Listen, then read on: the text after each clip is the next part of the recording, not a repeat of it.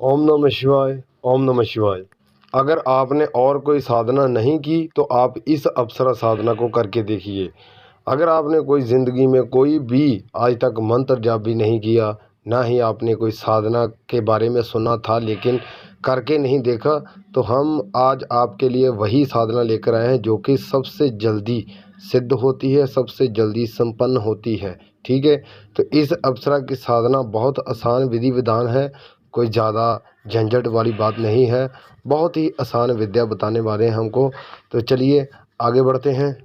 इस साधना को करने के लिए हमको क्या क्या सामग्री चाहिए वो बता देते हैं एक बार हम।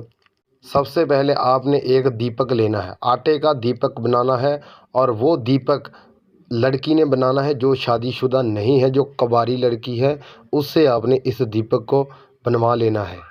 तो आपको एक आटे का दीपक चाहिए, साथ में उसमें आपने देसी घी डालना है और बाती रुई की डालेंगे, जो आम हमारे घरों में नॉर्मल होती है वही रुई चलेगी। साथ में धूप या अगरबत्ती, इन दोनों से आप कोई भी एक चीज़ ले सकते हैं, लेकिन वो खुशबूदार होनी चाहिए। जितनी अच्छी स्मेल होगी उतनी ही जल्दी अप्सरा आपके साथ वार्तालाप करने के लिए हाजिर हो जाएगी।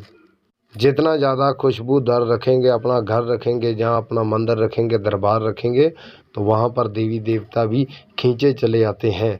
अगर आपका जो कमरा है यानी कि किसी देवता का है या देवती का है, किसी का भी है, अगर आप उस कमरे को खुशबूदार रखेंगे 24 घंटे, अगरबत्ती लगा दी, सेंट वगैरह लगा दिया है ना, इत्र वगैरह लगा दिया, ऐसे अगर आप स्मेल बनाकर रखेंगे, देवी देवता भी आपके पास रहेंगे और अन्य शक्ति भी आपके पास आती जाती रहेगी, क्योंकि वो स्मेल के साथ बहुत अट्रैक्टिव होती है।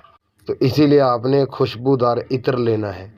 बस इतनी ही सामग्री लेकर आपने घर में नहीं साधना करनी, ये आपने दिवाली की रात्रि काल को करनी है। ठीक है, एक दिन की ये साधना है, बहुत ही आसान साधना है। अगर आप पहले करना चाहते हैं तो फिर आपकी ये साधना 5 दिन में संपन्न होगी। ठीक है, अगर आप एक दिन में करना चाहते हैं तो फिर आपने क्या करना है, दीपावली की रात्रि काल को इस साधना को कीजिए। 11 बजे से लेकर 12 बजे के बीच 1 घंटा 2 घंटे मंत्र जाप कीजिए। जब तक सूतक है तब तक आपने इस मंत्र को जाप करते जाना है, करते जाना है। एक टाइम ऐसा भी आएगा जब ये माला ऑटोमेटिक ही आपके हाथ में घूमने लगेगी, घुमाना नहीं पड़ेगा, घूमने लगेगी। फिर आपको पता चल जाएगा कि ये शक्ति हमारे आसपास आ चुकी है। अगर आप दीपावली की रात्रि काल को करना चाहते हैं इस साधना को तो भी कर सकते हैं। अगर आप पहले करना चाहते हैं तो फिर आपने 5 दिन लगेंगे। आपने जैसे आपने दीपावली की रात्रि को विधि विधान करना है, वैसे ही आपने ऐसे भी 5 दिन में जो करना है वही अपने रात्रि काल को विधि विधान करना है। तो कैसे करना है, एक आपने कमरा तलाश करना है। ठीक है, बाहर कर सकते हैं लेकिन घर में नहीं इस साधना को करेंगे, बाहर करेंगे घर से। तो बाहर आपने एक ऐसी जगह चुनाव करनी है जहाँ पर आपको कोई डिस्टर्ब ना करे, ना ही कोई देख पाए। ठीक है, वो कमरा भी हो सकता है। ठीक है, वो ऐसे खुले आसमान के नीचे भी हो सकता है। ठीक है, कहीं भी कर सकते हैं लेकिन आपको कोई देख ना पाए। ठीक है, पुराने कुएं के पास कर सकते हैं, शमशान घाट कर सकते हैं, मुर्दा घाट कर सकते हैं, कब्रिस्तान में कर सकते हैं, मंदिर में कर सकते हैं। इस साधना को कहीं भी कर सकते हैं, कोई रोक टोक नहीं है।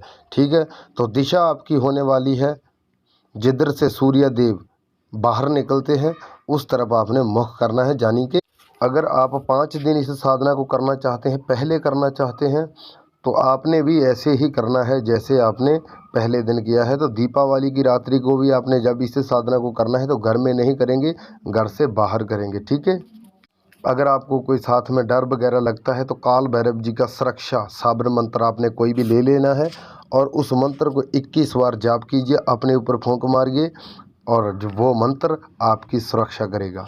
जब आपने एक जगह का चुनाव कर लिया, छोटा सा थोड़ा सा आपने पीला कपड़ा लेना है। ठीक है, जैसे कि पीढ़ी होती है उतना कपड़ा लेना है आपने, थोड़ा सा कपड़ा लेंगे, नीचे बिछाएंगे, ऊपर दीपक रखेंगे। ठीक है, अगर आपके पास फ़ोटो वगैरह है तो रख सकते हैं, अगर आपके पास फ़ोटो नहीं है तो कोई बात नहीं। आपने बाद में आपने क्या दीपक जला देना है, धूप अगरबत्ती लगा देना है। ठीक है, साथ में भोग भी रखेंगे, भोग आप कोई भी ले सकते हैं, मिठाई वगैरह ले सकते हैं, फल वगैरह ले सकते हैं। और जब आपने ये सभी चीज़ें उनके आगे समर्पित कर दी। उसके बाद अपना आप भी आपने समर्पित कर देना है कि हम आपके ही हैं, आप हमें रख लीजिए, मार दीजिए, हमको कोई शंका नहीं है। अब हम आपके हो चुके हैं, ठीक है। तो अपने आप को उनके हवाले कर देना है। उसके बाद शक्ति आपको प्रसन्न होके आपको बोलेगी कि हम आपको 3 ही वचन देंगे, 3 ही वचन लेंगे, ठीक है। 3 ही वचन देने हैं, 3 ही वचन लेने हैं। ये आपने सोच समझ कर लेने हैं, बहुत ही, ठीक है। शक्तियाँ जो होती है वो वचनों पे चलती है, ठीक है। अगर आपने एक बार कोई भी वचन दे कर दिया तो वो उस वचन को तोड़ेगी नहीं, कुछ भी हो जाए, ठीक है। इंसान तो तोड़ देते हैं लेकिन शक्तियाँ इनको नहीं छोड़ती। उसके बाद आपने उससे पूछ लेना है कि देवी मुझे जब भी ज़रूरत पड़े तो मैं आपको कैसे बुलाऊं। तो वो आपको कोई ना कोई मंत्र वगैरह देकर जाएगी, जहां आपको कुछ ना कुछ घिसने के लिए देकर जाएगी, जैसे आप फिल्मों में ड्रामों में देखते हैं। जब आपने दीपक लगा दिया, पूरी चौकी तैयार कर दी, आपने दीपक लगा दिया, अगरबत्ती लगा दी, इत्र वगैरह भी लगा दिया, ठीक है। हाथ जोड़कर आपने उनको नमस्कार करना है, अपने देवी देवता को। उसके बाद अपने गुरु को जाप कीजिए, उसके बाद देवी देवता को, उसके बाद आपने गणेश महाराज जी से भी आज्ञा अनुमति लेनी है। उसके बाद आपने काल भैरव जी से भी लेनी है। उसके बाद आपने शिव शंकर जी से भी आज्ञा अनुमति लेनी है, अगर आपने इस अवसर साधना को सिद्ध करना है। तो उसके बाद आपने क्या करना है, 108 बार छोटा सा मंत्र है वही जाप करना है। अगर माला है तो माला के साथ कर सकते हैं, अगर आपके पास माला नहीं है तो भी कोई बात नहीं, आप उंगलियों पर गिनकर भी इस मंत्र को पूरा कर सकते हैं। मंत्र बता देते हैं। मंत्र इस प्रकार से है, रंभा अप्सरा प्रत्यक्षीकरण अगच्छा गच्छ, रंभा अप्सरा प्रत्यक्षीकरण अगच्छा गच्छ, रंभा अप्सरा प्रत्यक्षीकरण अगच्छा गच्छ, रंभा अप्सरा प्रत्यक्षीकरण अगच्छा गच्छ। ऐसे आपने मंत्र जाप करना है, जैसे हमने आपको बता दिया ना। मंत्र तो छोटा सा है, मंत्र को ज़्यादा बड़ा नहीं है, ठीक है। तो मंत्र आपने ऐसे ही जाप करना है जैसे हमने आपको बता दिया है। 108 बार ही आपने मंत्र जाप करना है। उसके बाद सीधा अपने घर में चले आना है और 5 दिन तक आपने वैसे ही करना है जैसे आपने पहले दिन विधि विधान किया है। वैसे ही आपने जो आपके दिन बच चुके हैं पीछे साधना करने के लिए, आपने बहुत धैर्य रखना है, बहुत ही अच्छा मन रखना है, साफ़ सुथरा रखना है, मन में गंदगी नहीं रखेंगे जब तक आप साधना करेंगे। मीट मछली दारू अंडा ये आपने बिल्कुल नहीं खाना। ये भी नियम है कि आपने मीट मछली अंडा दारू बिल्कुल नहीं खाना, हरगिज़ नहीं पिएंगे। ये हमारी तरफ से सख्त मनाही है। जब तक भी आपकी साधना चलती है तब तक आपने गंदगी वगैरह नहीं बोलेंगे, किसी के साथ लड़ाई झगड़ा नहीं करेंगे, घर में नहीं करेंगे, ठीक है। साफ़ सुथरा अपने आप को रखना है, स्वच्छ रखेंगे अपने आप को, और अच्छी स्मेल आपके पास से भी अच्छी स्मेल आनी चाहिए, ठीक है।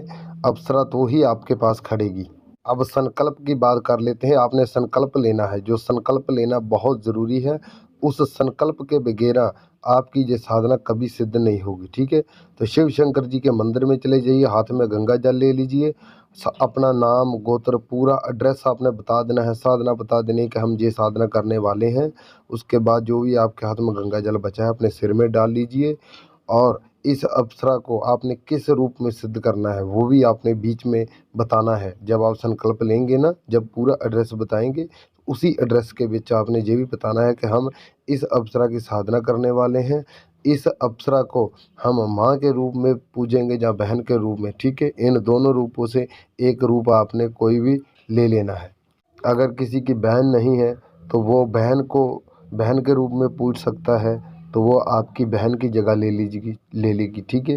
अगर आपकी माँ नहीं है तो आप माँ के रूप में पूज लीजिए, ठीक है। तो वो आपकी माँ की जगह ले लेती है, जैसे आपकी माँ करती थी वैसे ही वो करेगी, ठीक है। तो जैसे बहन करती है, ठीक है, भाइयों के साथ वैसे ही अप्सरा करेगी। तो ऐसे आपने एक रूप में उनको सिद्ध करना है। उसके बाद आपकी साधना है जैसे हमने आपको बताया है वैसे ही आपने करना है, तो साधना 100% सिद्ध होने के चांसेस बढ़ जाते हैं। अगर किसी मेरे बहन भाई को किसी बात का नहीं पता चला तो वो हमें कमेंट सेक्शन में मैसेज करके पूछ सकते हैं।